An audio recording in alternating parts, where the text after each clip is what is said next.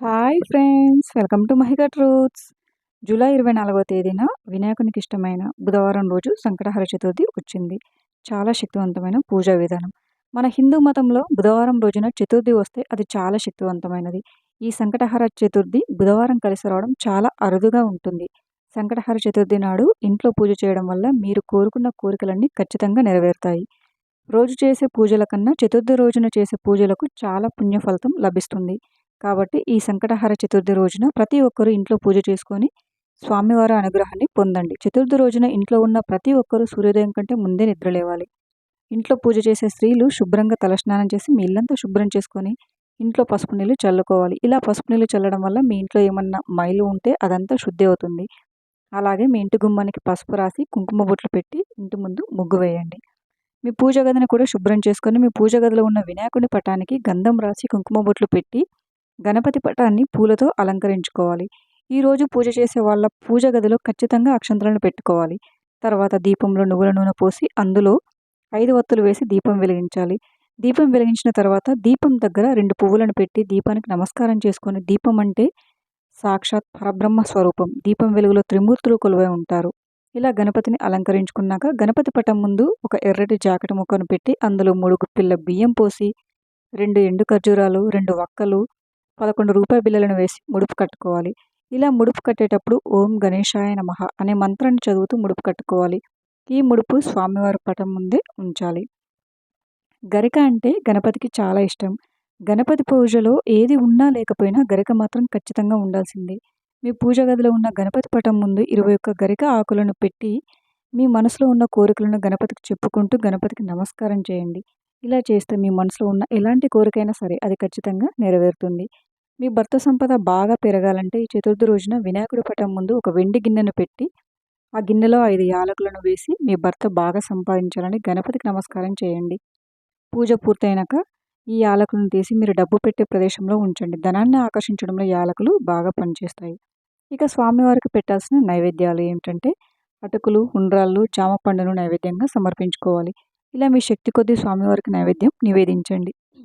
ఇవేమీ పెట్టలేమని అనుకునేవారు ఆ మహాగణాధిపతికి ఒక బెల్లం ముక్కను సమర్పించినా సరే గణపతి సంతోషించి మీ ఇంటిపై వరాల జల్లులు కురిపిస్తాడు. దేవుడికి నైవేద్యం సమర్పించేటప్పుడు ఈ నైవేద్యం మీద కొన్ని నీళ్ళను చిలకరించండి.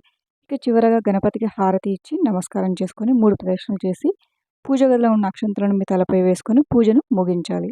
పూజ పూర్తయిన తర్వాత మీ ఇల్లంతా ధూపం వేసుకోవాలి. ఈ విధంగా ఉదయం పూజ చేసిన వారు మరలా సాయంత్రం సమయంలో ఇంట్లో దీపారాధన చేసుకోవాలి. పూజ చేసే వాళ్ళు సాయంత్రం మరలా తలస్నానం చేసి మీరు కట్టిన ముడుపును తీసి ముడుపులో ఉన్న బియ్యంతో దేవునికి పరమాన్నం తయారు చేయండి. సాయంత్రం 7 గంటలకు పూజ గదిలో దీపం వెలిగించి మీరు తయారు చేసిన పరమాన్నాన్ని గణపతికి నివేదించి నమస్కారం చేసుకోండి. ఈ విధంగా సంకటహర చతుర్థి రోజున ఇంట్లో ఈ వ్రతం ఆచరించిన వారికి గణపతి ఆశీర్వాదం ఎల్లవేళలా ఉంటుంది. మీ ఇంట్లో ఉన్న కష్టాలన్నీ తొలగిపోయి మీ ఇంటికి అష్టైశ్వర్యాలు కలుగుతాయి. ఈ రోజున ఇంట్లో పూజ చేసేవాళ్ళు మధ్యాహ్న సమయంలో నిద్రపోకూడదు. మంచం మీద కూర్చోకూడదు. గణపతి పేరు మీద ఈ రోజున ఉపవాసం ఉంటే మీరు ఎంతో పుణ్యాన్ని మూట కట్టుకుంటారు. మీ ఇంట్లో ఉన్న కష్టాలన్నీ తొలగిపోతాయి. ఈరోజు ఉపవాసం ఉన్నవారు సాయంత్రం చంద్రుడిని చూసిన తర్వాత మాత్రమే ఉపవాసం విరమించాలి. ఉపవాసం ఉండలేని వారు మీరు తినే ఆహారంలో ఉల్లిపాయ, వెల్లుల్లి లేకుండా చూసుకోవాలి. ఈ చతుర్థి రోజున ఒక శక్తివంతమైన అమ్మవారి బీజ మంత్రాన్ని జపిస్తే మీకు అఖండ రాజయోగం వరిస్తుంది. ఆ మంత్రం ఏమిటంటే ఓం హ్రీం శ్రీం లక్ష్మీ వాసుదేవాయ నమః అనే మంత్రాన్ని 3 సార్లు చదివితే చాలా మంచిది. ఈ మంత్రానికి ఉన్న శక్తి అంతులేనిది. మీకు అఖండ ఐశ్వర్యం లభించాలంటే ప్రతి నెలలో వచ్చే సంకటహార చతుర్థి రోజున ఈ విధంగా గణపతి వ్రతం ఆచరించండి. ఇక మీ ఇంటికి అదృష్టం కలిసి వచ్చి మీ జీవితంలో కష్టాలు అనేటివి ఉండవు. ఈ పవిత్రమైన రోజున గణపతి ఆలయానికి వెళ్ళి గణపతి చుట్టూ 3 ప్రదక్షిణలు చేస్తే కోటి జన్మల పుణ్యఫలాన్ని పొందవచ్చు. ఈ విధంగా ఇంట్లో పూజ చేయలేని వారు కనీసం ఇంట్లో ఒక దీపం వెలిగించి ఒక కొబ్బరికాయను కొడితే చాలా మంచిది. స్వామివారు వ్రతకథ చదివినా, వ్రతకథ విన్నా సరే వినాయకుడికి పూజించినంత పుణ్యాన్ని మూట కట్టుకోవచ్చు. పురాణాల ప్రకారం పార్వతీదేవి గణేశుడిని సృష్టించింది. పరమశివుడు పార్వతీదేవిని దర్శించుకోవడానికి వచ్చినప్పుడు అప్పుడు ఆ గణేశుడు పరమేశ్వరుడు తన తండ్రి అని తెలియక శివునికి ఆంక్షలు పెట్టాడు. అప్పుడు శివుడు ఉగ్రరూపం దాల్చి గణేశుని తల నరికాడు. పార్వతి తిరిగి వచ్చేసరికి కొడుకు చనిపోయి ఉండటం చూసి కోపంతో భయంకరమైన రూపం దాల్చింది. అప్పుడు ఆ మహాశివుడు తన తప్పును సరిదిద్దుకోవడానికి గణపతి శరీరం పైన ఏనుగు తలను అమర్చి అతనికి ప్రాణం పోశాడు. ఈ సంఘటన సంకటహర చతుర్థి నాడు జరిగింది కాబట్టి సంకటహర చతుర్థి నాడు గణపతికి అంకితం చేయబడింది. దేవతలందరిలో తొలి పూజ అందుకునేది వినాయకుడు. ఎవరికైతే ఆర్థిక కష్టాలు, కుటుంబ సమస్యలు, జాతకంలో దోషాలు ఇలా ఎలాంటి సమస్యలున్నా సరే మీ కష్టాల నుంచి విముక్తి పొందడం కోసం చతుర్థి రోజున గణేశుడిని పూజిస్తే చాలా మంచిది. Thank you for watching friends. ఈ వీడియో కనుక మీకు నచ్చినట్లయితే వీడియోని లైక్ చేసి మరిన్ని వీడియోస్ కోసం మా ఛానల్ని సబ్స్క్రైబ్ చేసుకోండి.